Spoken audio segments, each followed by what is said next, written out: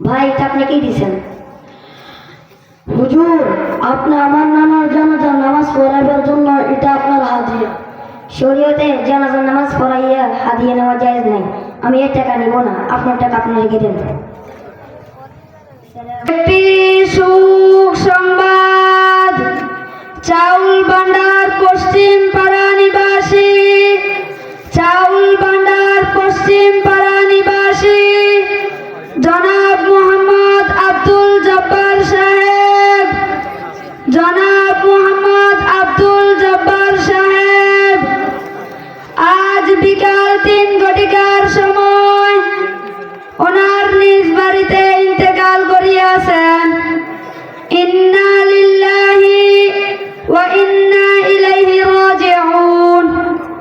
মরহুমের জানাজার নামাজ, মরহুমের জানাজার নামাজ চাউল ভান্ডার মাদ্রাসার মাহফিলে অনুষ্ঠিত হইবে। এখন আপনাদের সামনে মরহুমের খাটিয়ার নিয়ে উপস্থিত হবেন অত্র মাদ্রাসার ছাত্র ভাইয়েরা।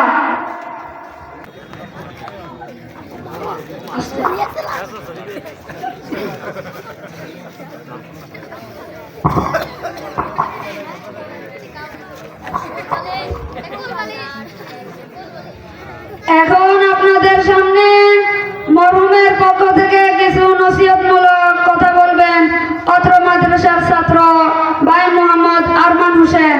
ভাই মোহাম্মদ আরমান হোসেন। আসসালামু আলাইকুম ওয়া রাহমাতুল্লাহি ওয়া বারাকাতুহু। নাহমাদুহু ওয়া নুসাল্লি আলা রাসূলিহিল কারীম। أما بعد فأعوذ بالله من الشيطان الرجيم. بسم الله الرحمن الرحيم. كل نفس ذائقة الموت. وقال تعالى ولكل أمة أجل فإذا جاء أجلهم لا يستأخرون ساعة ولا يستقدمون. صدق الله العظيم. সম্মানিত উপস্থিতি, আজ আমাদের মধ্য থেকে আব্দুল জব্বার ভাই বিদায় নিয়ে চলে গেছেন, তেমনি ভাবে একদিন আমাদেরকেও এই দুনিয়ার মায়া ত্যাগ করে চলে যেতে হবে। কি ভাই, চলে যেতে হবে না? আল্লাহ তাআলা তাই কোরআন কারীমে বলেন কুল্লু নাফসিন যায়িকাতুল মাউত। প্রত্যেকটি প্রাণীকে মৃত্যুর স্বাদ বরণ করতে হবে। কোন প্রাণী বাদ যাবে না, কোন জীবজন্তু বাদ যাবে না।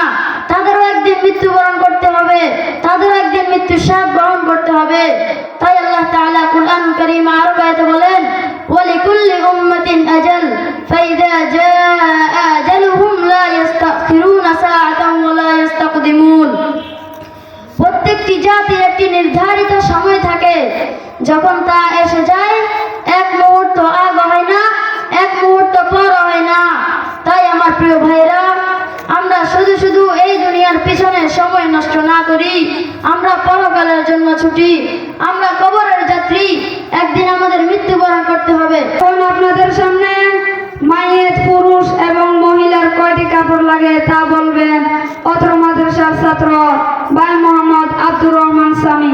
ভাই মোহাম্মদ আব্দুর রহমান সামি। আসসালামু আলাইকুম ওয়া রাহমাতুল্লাহি ওয়া বারাকাতুহু। পুরুষের কাপড় 3টি, ইজার, লাফাফা, কুর্তা। মহিলাদের কাপড় 5টি, ইজার, লাফাফা, কুর্তা, শেরবঙ্গ, সীনাবঙ্গ। ইজার 2.5 গজ, লাফাফা 3.5 গজ, কুর্তা 2.5 গজ, শেরবঙ্গ 1.5 গজ, সীনাবঙ্গ 1 গজ। আসসালামু আলাইকুম ওয়া রাহমাতুল্লাহি ওয়া বারাকাতুহু। এখন আপনাদের সামনে জানাজার নামাজের নিয়ম বলবেন অত্র মাদ্রাসার ছাত্র ভাই মোহাম্মদ রাকিব হোসেন। ভাই মোহাম্মদ রাকিব হোসেন।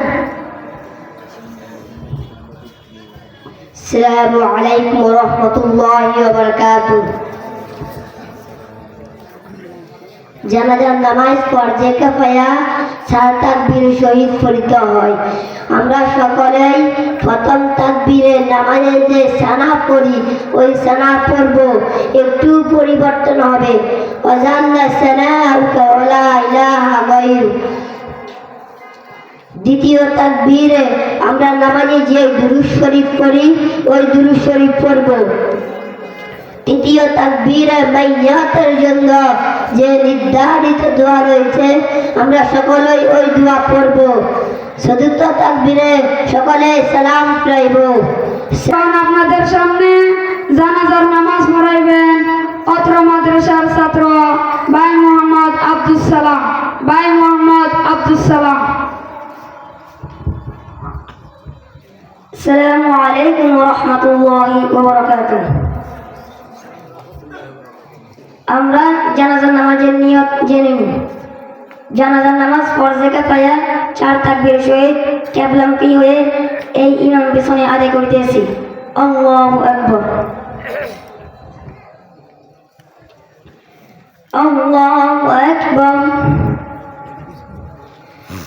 سبحانك اللهم وبحمدك وتبارك اسمك وتعالى جدك وجل ثناؤك ولا إله غيرك.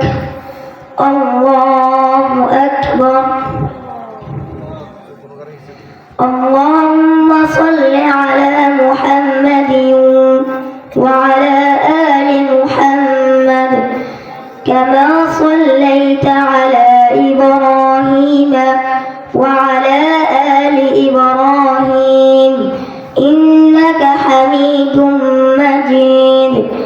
اللهم بارك على محمد وعلى آل محمد كما باركت على إبراهيم وعلى آل إبراهيم إنك حميد مجيد. الله أكبر.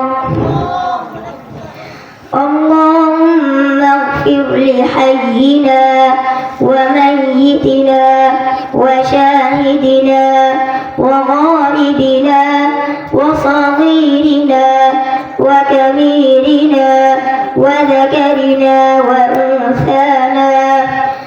اللهم من أحييته منا فأحيه على الإسلام ومن توفيته منا فتوفه على الإيمان.